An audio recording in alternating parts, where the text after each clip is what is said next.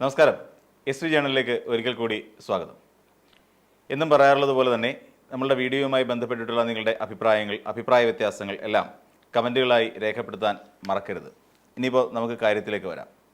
ഈന്തപ്പഴം കേട്ടിട്ടുണ്ടോ? അത് കഴിക്കാൻ നല്ല രസകരമായ പഴമാണ് ഈന്തപ്പഴം. അത് വിദേശ രാജ്യങ്ങളിലൊക്കെ, പ്രത്യേകിച്ച് അറബി നാടുകളിലൊക്കെ കിട്ടുന്ന വളരെ പോഷക സമൃദ്ധമായ ഒരു ആഹാരമാണ്. അതിപ്പോൾ ആരെങ്കിലും നമ്മുടെ കയ്യിൽ ഗിഫ്റ്റായിട്ട് കൊണ്ട് തന്നു കഴിഞ്ഞാൽ നമ്മൾ എന്ത് ചെയ്യണമെന്ന് ചോദിച്ചാൽ തൊട്ടടുത്ത് നിൽക്കുന്നവർക്കൊക്കെ നമ്മളത് പങ്കുവയ്ക്കുകയാണ് വേണ്ടത്. അത് നല്ലൊരു കാര്യമാണ്. കാര്യം ആഹാരം എന്ന് പറയുന്നത് എപ്പോഴും തൊട്ടടുത്തിരിക്കുന്ന വിശന്നിരിക്കുന്നവർ അല്ലെങ്കിൽ ആഗ്രഹിച്ചിരിക്കുന്നവർക്ക് നമ്മൾ പങ്കുവയ്ക്കണം. അങ്ങനെ ഒരു വലിയ മനസ്സിൻ്റെ ഉടമയാണ് നമ്മുടെ അടൂർ പ്രകാശ് എന്ന് പറയുന്ന UDFൻ്റെ കൺവീനർ. എന്തുകൊണ്ടാണെന്ന് ചോദിച്ചാൽ അദ്ദേഹത്തിന് ബാംഗ്ലൂരിൽ വെച്ച് ഒരു സുഹൃത്ത്, വളരെ അടുത്ത സുഹൃത്താണ്, വളരെ കാലമായി അദ്ദേഹവുമായി അടുത്ത പരിചയമുള്ള ഒരു സുഹൃത്താണ്. ആ സുഹൃത്ത് തന്നെ കാണാനായി ബാംഗ്ലൂർ എത്തിയപ്പോൾ, അപ്പോൾ ബാംഗ്ലൂരിൽ അദ്ദേഹം ഉണ്ട് എന്നറിഞ്ഞിട്ട് ആ സുഹൃത്ത് വണ്ടി വിളിച്ച് അവിടെ എത്തി. തന്നെയുമല്ല, അതിനടുത്തായിട്ട് തന്നെ പുള്ളിക്ക് ചില ചുറ്റിക്കളികളൊക്കെ ഈ പറയുന്ന ആളിനുണ്ട്, ഈ സുഹൃത്തിനുണ്ട്. അപ്പോൾ സുഹൃത്ത് വളരെ വേഗം എത്തിയ പാടെ തന്നെ ആ സുഹൃത്ത് കുറച്ച് ഈന്തപ്പഴം കയ്യിലേക്ക് കൊടുത്തു. ആ കൊടുത്ത ആള് അപ്പോൾ ഉടനെ ഈന്തപ്പഴം വാങ്ങിയിട്ട് ചുറ്റുവട്ടത്തടുത്ത് നിന്നവർക്കെല്ലാം കൊടുത്തു. അതായത് UDFൻ്റെ കൺവീനർ അടൂർ പ്രകാശിൻ്റെ കാര്യമാണ് പറഞ്ഞത്. അത്ര നല്ല മനസ്സിൻ്റെ ഉടമയാണ് അടൂർ പ്രകാശ്. പക്ഷേ ഈ പറയുന്നതിനൊന്നും അങ്ങോട്ടൊരു വ്യക്തതയില്ലല്ലോ അടൂർ പ്രകാശ് എന്ന് തന്നെ പറയേണ്ടി വരും. കാരണം എന്താണെന്ന് ചോദിച്ചു കഴിഞ്ഞാൽ, ഈ ബാംഗ്ലൂരിൽ വെച്ച് ഈ അടൂർ പ്രകാശിനെ കണ്ടു എന്ന് പറയുന്ന ഉഡായിപ്പുകാരനായ അടുത്ത സുഹൃത്ത് മറ്റാരുമായിരുന്നില്ല, അത് ഉണ്ണികൃഷ്ണൻ പോറ്റിയായിരുന്നു. ഇങ്ങനെ ഒരാൾ അടുത്തുണ്ട് എന്ന് അറിഞ്ഞിട്ട് വളരെ വേഗം അവിടേക്ക് ഓടിപ്പിടഞ്ഞെത്താൻ മാത്രമുള്ള ബന്ധം എന്താണ് ഈ ഉണ്ണികൃഷ്ണൻ പോറ്റിക്ക് അടൂർ പ്രകാശുമായി ഉള്ളത് എന്നുള്ള കാര്യം നമുക്കറിയത്തില്ല. അതോടൊപ്പം തന്നെ ഉണ്ണികൃഷ്ണൻ പോറ്റിക്ക് ആരെയെങ്കിലും കാണാൻ പോകണമെങ്കിൽ അടൂർ പ്രകാശിൻ്റെ സാന്നിധ്യം ഉണ്ടാവണം. കാരണം ഇങ്ങനെ ഒരു ദിവസം അടൂർ പ്രകാശ് ഇങ്ങനെ വീട്ടിൽ ഇങ്ങനെ വെറുതെ ഈച്ച അടിച്ചുകൊണ്ട് കിടന്ന സമയത്ത് ഉണ്ണികൃഷ്ണൻ പോറ്റി വിളിക്കുന്നു. അതെ അടൂരേട്ട, പ്രകാശ് ഏട്ടാ, എനിക്കൊരു പ്രശ്നമുണ്ട്, എനിക്ക് സോണിയാഗാന്ധിയെ കാണാനായി ഒരു അപ്പോയിൻമെൻറ്റ് കിട്ടിയിട്ടുണ്ട്, അങ്ങുകൂടി വന്നാൽ ഒരു സന്തോഷമായിരുന്നു, ഒരു നല്ലതായിരുന്നു എന്ന് പറയുന്നു. ഉടൻ തന്നെ മറ്റൊന്നും ആലോചിച്ചില്ല, ഉണ്ണികൃഷ്ണൻ പോറ്റിയല്ലേ, വളരെ അടുത്ത സുഹൃത്തല്ലേ എന്ന് കരുതിയിട്ട് ഉണ്ണികൃഷ്ണൻ പോറ്റിക്കൊപ്പം നേരെ ഡൽഹിയിലേക്ക് പറക്കുന്നു. അങ്ങനെ ഏറ്റവും ഒരു ഈച്ച പോലും കിടക്കണമെങ്കിൽ അവിടുത്തെ സെക്യൂരിറ്റി ജീവനക്കാരോട് ചോദിക്കണം. ആ ഓഫീസിലേക്ക് അല്ലെങ്കിൽ ആ വീട്ടിലേക്ക് നേരെ ചെന്ന് കയറുകയാണ് ഉണ്ണികൃഷ്ണൻ പോറ്റിയും അടൂർ പ്രകാശും അതോടൊപ്പം തന്നെ ഗോവർദ്ധനും നമ്മുടെ സ്മാർട്ട് ക്രിയേഷൻസിൻ്റെ ഓണറായ പങ്കജ് ഭണ്ഡാരിയും എല്ലാവരും കൂടി. അപ്പോൾ കണ്ടപാടെ സോണിയാഗാന്ധിയുടെ കയ്യിലേക്ക് ഒരു ബാസ്ക്കറ്റ് വെച്ച് കൊടുക്കുന്നു. അതിനകത്ത് എന്താണെന്നുള്ള കാര്യം ഇതുവരെ പുറം ലോകത്ത് ആർക്കും അറിയില്ല. കയ്യിൽ ചരടാണോ കെട്ടിക്കൊടുത്തത്, ബ്രേസ്ലെറ്റ് ആണോ, തകിടാണോ, എന്താ, അതിനെക്കുറിച്ചൊന്നും വലിയ പിടിപാടുകളൊന്നുമില്ല. പക്ഷെ കെട്ടിക്കൊടുത്തു. ഈ കെട്ടിക്കൊടുത്ത് എന്താണെന്നുള്ളതിനെക്കുറിച്ച് ഒരു ധാരണ പോലും കൂടെ പോയി നിന്ന അടൂർ പ്രകാശിന് ഉണ്ടായില്ല എന്ന് പറഞ്ഞാൽ നമുക്ക് എങ്ങനെ വിശ്വസിക്കാൻ കഴിയും? കയ്യിൽ കൊടുത്ത ഗിഫ്റ്റ്, ഇപ്പോൾ ഒരു ഗിഫ്റ്റിൻ്റെ ഒരു പാക്കുമായിട്ടാണ് അവർ അങ്ങോട്ട് കയറുന്നത്. അപ്പോൾ സ്വാഭാവികമായിട്ടും അടൂർ പ്രകാശ് ചോദിക്കും, ഇത് എന്തോ സംഭവം ഇത് എന്ന് വെറുതെയെങ്കിലും ചോദിക്കാതിരിക്കുമോ? അല്ലെങ്കിൽ എന്തിനാണ് ഉണ്ണികൃഷ്ണ നീ ഇപ്പം അവിടെ പോയി സോണിയാഗാന്ധിയെ കാണുന്നത് എന്ന് അടൂർ പ്രകാശ് ചോദിക്കാതിരിക്കുമോ? ഒരിക്കലും ചോദിക്കാതിരിക്കില്ല. സ്വാഭാവികമായും സംഭവിക്കേണ്ട കാര്യമാണ്.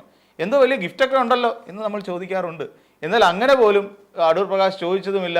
എന്ത് ഗിഫ്റ്റാണ് കൊടുത്തത് എന്ന് അറിയില്ല. കയ്യിൽ കെട്ടിക്കൊടുത്തത് ചരടാണോ, ഇനി അതല്ല രാഖിയാണോ, അതല്ല വേറെ എന്തെങ്കിലും, അതായത് സ്വർണമോ ഏലസോ അങ്ങനെ എന്തെങ്കിലും വല്ലതും ആണോ, അതുപോലും പാവപ്പെട്ട അടൂർ പ്രകാശ് മനസ്സിലാക്കിയില്ല, അറിഞ്ഞില്ല എന്ന് പറയുമ്പോൾ ഒരു ഉത്തരവാദിത്തപ്പെട്ട ജനപ്രതിനിധി എന്നുള്ള നിലയിൽ, ഒരു കോൺഗ്രസ്സുകാരൻ എന്നുള്ള നിലയിൽ നിന്നുകൊണ്ട് എന്താണ് അടൂർ പ്രകാശിൻ്റെ ഈ മണ്ടത്തരത്തിൻ്റെ പിന്നിലുള്ള കാരണം? ഇതും അറിയാൻ മലയാളികൾക്ക് സ്വാഭാവികമായി ഒരു ആഗ്രഹമുണ്ടാകും, സംശയവും ഉണ്ടാകും. പക്ഷേ ഇതൊന്നും പാവപ്പെട്ട അടൂർ പ്രകാശിന് അറിയില്ല. എന്നാൽ അടൂർ പ്രകാശ്, നിങ്ങൾ പലതവണയായി ഉണ്ണികൃഷ്ണൻ പോറ്റിയെ കണ്ടതായുള്ള ചിത്രങ്ങൾ പുറത്തേക്ക് വരുന്നുണ്ടല്ലോ എന്ന് പറഞ്ഞപ്പോൾ ചുറ്റിപ്പോയി. ആദ്യം കരുതി സോണിയാഗാന്ധിയെ കാണാനായി ഇങ്ങനെ വിളിച്ചപ്പോൾ ഞാൻ പോയി എന്ന് മാത്രമേ പറഞ്ഞിട്ടുള്ളൂ. പിന്നീട് പറഞ്ഞു ശബരിമലയിൽ ഒരു അന്നദാനവുമായി ബന്ധപ്പെട്ട് അതിൻ്റെ ഒരു ഉദ്ഘാടന ചടങ്ങിന് MP അല്ലേ ഒന്ന് വരണേ എന്ന് ഉണ്ണികൃഷ്ണൻ പോറ്റി ക്ഷണിച്ചപ്പോൾ ആ ക്ഷണം സ്വീകരിച്ചുകൊണ്ട് അദ്ദേഹം അവിടെ എത്തി എന്ന് പറയുന്നു. അപ്പോൾ ചുരുക്കി പറഞ്ഞാൽ ആദ്യത്തെ അനുസരിച്ച് നോക്കുകയാണെങ്കിൽ 2 തവണ മാത്രമേ ഉണ്ണികൃഷ്ണൻ പോറ്റിയും അടൂർ പ്രകാശും തമ്മിൽ കണ്ടിട്ടുള്ളൂ. അതായത് സോണിയാഗാന്ധിയെ കാണാൻ പോകുന്ന വഴിയിലും അതോടൊപ്പം ശബരിമലയിലും. ഇതിങ്ങനെ 2 തവണ മാത്രം ഉണ്ണികൃഷ്ണൻ പോറ്റിയായിട്ടുള്ള പരിചയം. പിന്നീട് കുറച്ചുകൂടെ വിശദമായ കാര്യങ്ങളിലേക്ക് ചിത്രങ്ങൾ കൂടുതലായി പുറത്തേക്ക് വന്നപ്പോൾ ആ ചിത്രങ്ങൾ പുറത്തുവിട്ട ചാനലിനെ ഭംഗിയായി അധിക്ഷേപിക്കാനും മറന്നില്ല അടൂർ പ്രകാശ്. അപ്പോൾ അങ്ങനെ ചെന്ന് കഴിഞ്ഞപ്പോൾ ചോദിച്ചു, എന്താ വീണ്ടും ചോദിച്ചു, അങ്ങനെ വീണ്ടും ചിത്രം വന്നല്ലോ, അത് വന്ന് അപ്പോൾ ഞാൻ ഇവിടെ അവരുടെ അച്ഛൻ ഇങ്ങനെ മരണപ്പെട്ട സമയത്ത് ഞാൻ അവിടെ വരെ പോയിരുന്നു, അപ്പോൾ പോകാതിരിക്കാൻ കഴിയില്ലല്ലോ, അങ്ങനെ ഒരു ബന്ധമില്ല. തന്നെയല്ല അവിടുന്ന് ചില പ്രവർത്തകർ വിളിച്ച് പറഞ്ഞിരുന്നു, ഇങ്ങനെ ഉണ്ണികൃഷ്ണൻ പോറ്റി ശബരിമലയിലെ വലിയ പോറ്റിയാണ്, ആ പോറ്റിയുടെ അച്ഛൻ മരണപ്പെട്ടു, അപ്പോൾ ഒരു MP എന്നുള്ള നിലയിൽ നിങ്ങൾ അവിടെ വരെ വന്നില്ലെങ്കിൽ അതൊരു മര്യാദകേടാകില്ലേ എന്ന് ചോദിച്ചു. ശരി, അങ്ങനെയെങ്കിൽ അങ്ങനെ. അപ്പോൾ ആ മര്യാദയ്ക്ക് വേണ്ടിയിട്ട്, ഒരു മര്യാദ കാണിക്കാൻ വേണ്ടിയിട്ട് ആണ് ശരിക്കും ഉണ്ണികൃഷ്ണൻ പോറ്റിയെ കാണാൻ, അല്ല ഈ ഉണ്ണികൃഷ്ണൻ പോറ്റിയുടെ അച്ഛനെ കാണാനായി, അച്ഛൻ്റെ മൃതദേഹം കാണാനായി, അന്തിമോപചാരം അർപ്പിക്കാനായി അദ്ദേഹം പോയത്. അങ്ങനെ അവിടെ പോകുന്നു. വീണ്ടും ചിത്രങ്ങൾ പുറത്തു വന്നപ്പോൾ വീണ്ടും ചോദ്യം, അല്ല വേറെ എവിടെയോ വെച്ച് നിങ്ങൾ കൂടിക്കാഴ്ച നടത്തിയിട്ടില്ലേ? Now I remember. എവിടെയാണ് അത്? വെഞ്ഞാറമ്മൂട്ടിലുള്ള ഇദ്ദേഹത്തിൻ്റെ പെങ്ങളുടെ വീട്ടിലേക്കാണ് പോയത് എന്ന് പറയുന്നു. പെങ്ങളുടെ വീട്ടിലേക്ക് പോകുന്നു. ആ പെങ്ങളുടെ വീട്ടിൽ പോയി കുറച്ച് സമയം ചെലവഴിക്കുന്നു, ആഹാരം കഴിക്കുന്നു, മടങ്ങിപ്പോരുന്നു. ഇങ്ങനെ ചില സംഭവങ്ങളൊക്കെ ഉണ്ടായി എന്ന് പറയുന്നു. അല്ല അടൂർ പ്രകാശേ, ഇങ്ങനെ ചില പൊതികളൊക്കെ നിങ്ങൾക്ക് തന്നിട്ടുണ്ടായിരുന്നല്ലോ, അതായത് ബാംഗ്ലൂരിൽ വെച്ച് നടത്തിയ കൂടിക്കാഴ്ചയിൽ കിറ്റുകളിനകത്തിട്ട് എന്തൊക്കെയോ തന്നിട്ടുണ്ടായിരുന്നല്ലോ.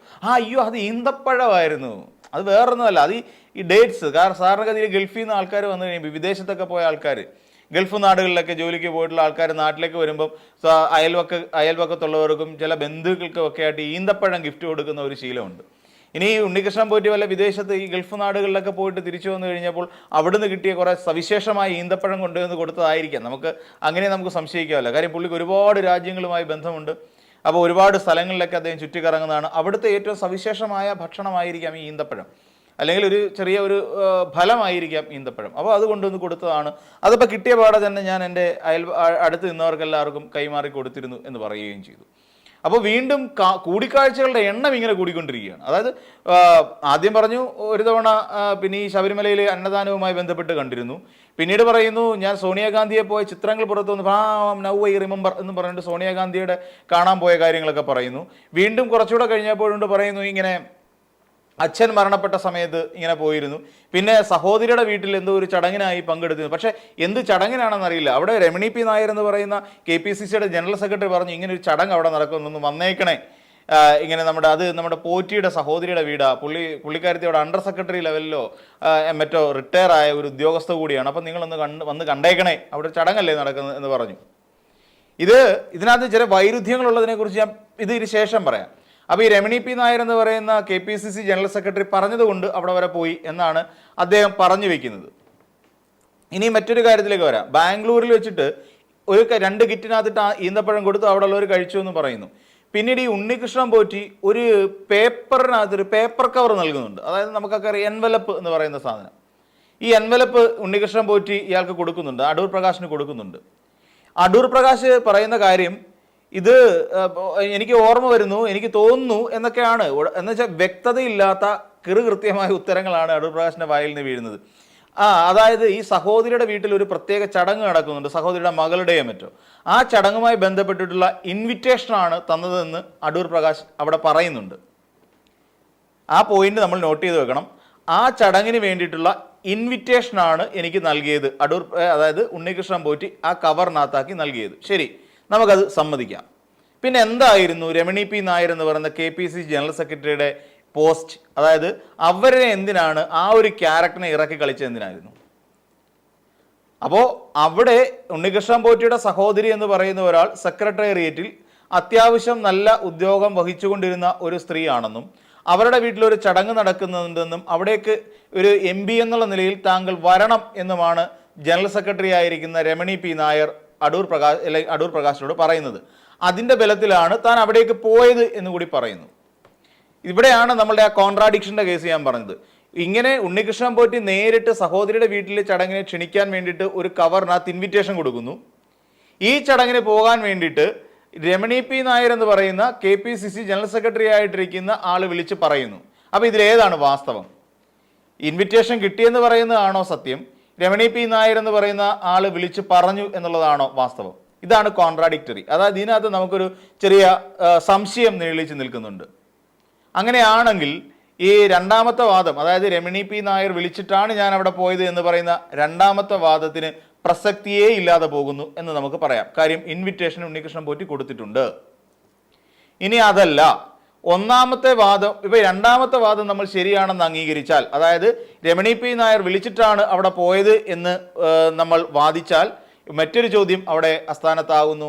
അപ്പോൾ ആ കവറിനകത്തുണ്ടായിരുന്ന ഇൻവിറ്റേഷൻ അല്ല, മറ്റെന്തോ ആയിരുന്നു. അതെന്താണ്? ഇങ്ങനെ ഒരു ചോദ്യം കൂടി വരും. ഇതാണ് ഇതിനകത്തിലെ ഈ പറയുന്ന അടൂർ പ്രകാശിന് കാര്യങ്ങൾ അങ്ങോട്ട് അവതരിപ്പിക്കാൻ കഴിയില്ല, അല്ലെങ്കിൽ കഴിയുന്നില്ല എന്നുള്ളതിൻ്റെ ഒരു വളരെ ക്രിസ്റ്റൽ ക്ലിയർ ആയിട്ടുള്ള ഒരു എക്സാമ്പിൾ ഇതാണ്.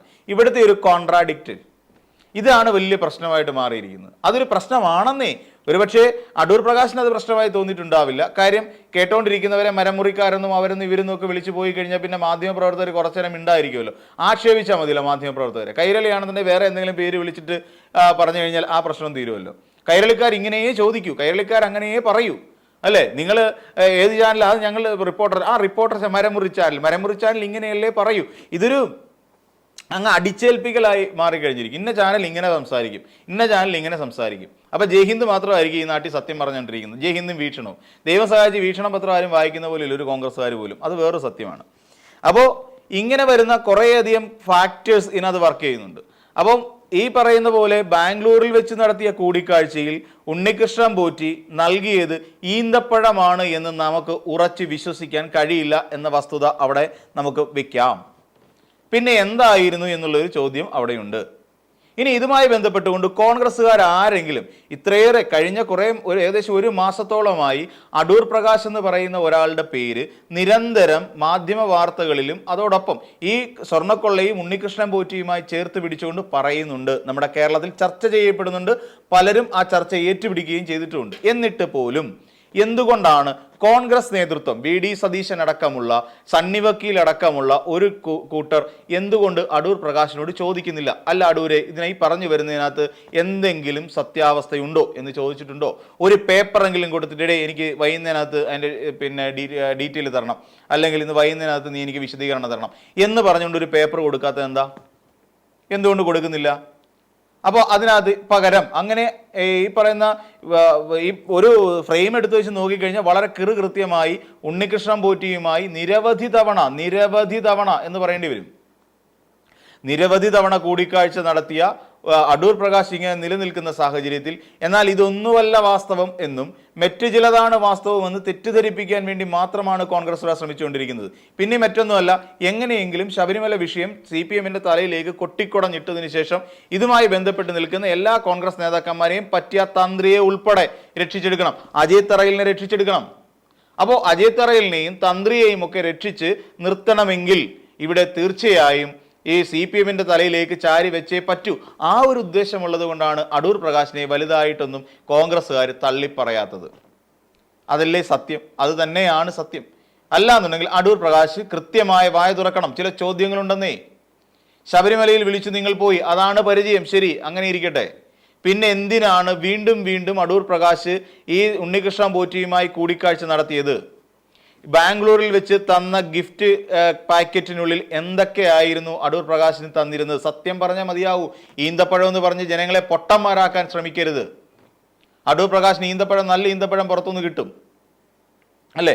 പിന്നെ ഈ പറയുന്ന പേപ്പർ കവറിനകത്ത് തന്നത് ഇൻവിറ്റേഷൻ ആണോ അല്ലയോ എന്നുള്ള കാര്യം വ്യക്തമാക്കാനുള്ള ബാധ്യത അടൂർ പ്രകാശിനുണ്ട്. കാരണം എന്തുകൊണ്ട് അങ്ങനെ വ്യക്തമാക്കണമെന്ന് പറഞ്ഞത്, ഈ അടൂർ പ്രകാശ് ഈ സഹോദരിയുടെ വീട്ടിലേക്ക് പോയത് രമണി പൈ നായർ എന്ന് പറഞ്ഞ KPCC ജനറൽ സെക്രട്ടറി പറഞ്ഞിട്ടാണ് എന്ന് ഒരു ഘട്ടത്തിൽ പറയുക കൂടി ചെയ്തതുകൊണ്ട് തീർച്ചയായും ആ പേപ്പർ കവറിനകത്ത് പണമായിരുന്നോ മറ്റെന്തായിരുന്നു എന്നുള്ള കാര്യം ജനങ്ങളെ ബോധിപ്പിക്കേണ്ടത് അത്യാവശ്യമാണ്. കാരണം നിങ്ങളൊരു ജനപ്രതിനിധിയാണ്, അത് ബോധിപ്പിക്കണം.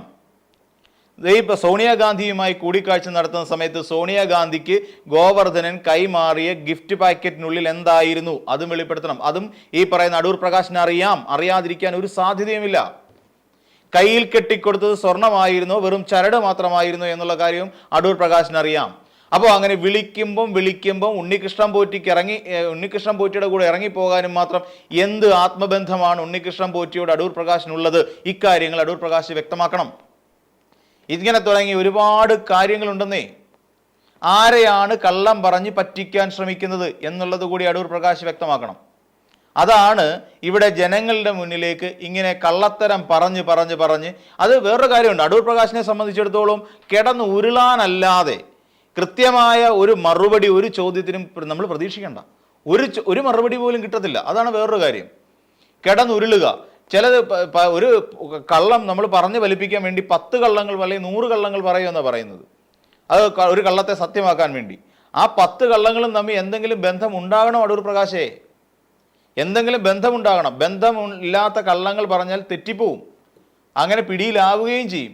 ഇതിൽ നമ്മൾ മനസ്സിലാക്കേണ്ട ഒരു കാര്യം, അടൂർ പ്രകാശിൻ്റെ ഉള്ളിൽ എന്തൊക്കെയോ ഉണ്ട്. ഈ പറയുന്ന ഉണ്ണികൃഷ്ണൻ പോറ്റിയും അടൂർ പ്രകാശും തമ്മിൽ അഭേദ്യമായ ഒരു ബന്ധമുണ്ട്.